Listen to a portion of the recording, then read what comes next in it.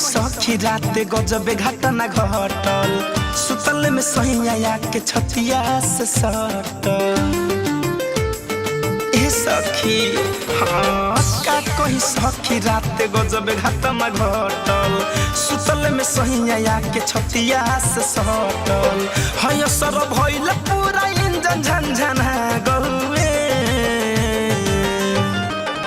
हयाइल प्यारे वाला बारी जब खुलल मोर सारी धके चरा लुका गौए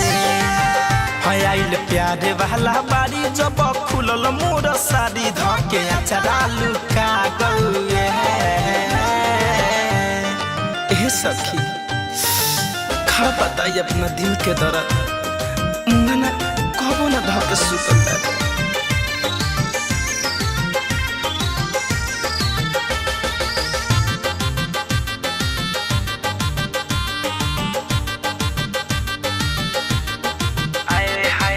सोचन की पियावा आज करी है नदी पार हो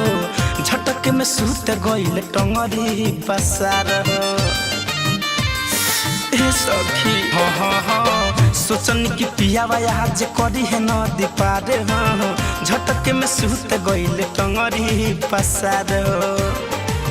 हम बाजल पलंग तो पलंग घबरा गौए हयाइल प्यारे वाला बारी जब खुलल मोर सारी धके चरा लुका गौए हयाइल प्यारे वाला बारी जब खुलल मोर सारी धके चरा लुका गौए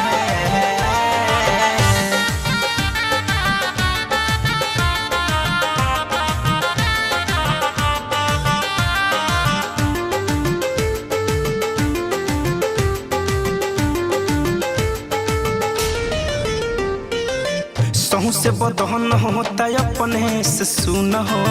धरे कंधन जना मनोले हनीमून हो अब कितना बताइए सखी राज गाजीपुरी ना बुझेले फील हो जीतू दिनेश जी से टूट गइले दिल हो हो राहुल रहस्य के चाल तो चिन्हा गहुए आइल प्यारे वाला बारी जब खुलल मोर सारी धके चरा लुका गौए आइल प्यारे वाला बारी जब खुलल मोर सारी धके चरा लुका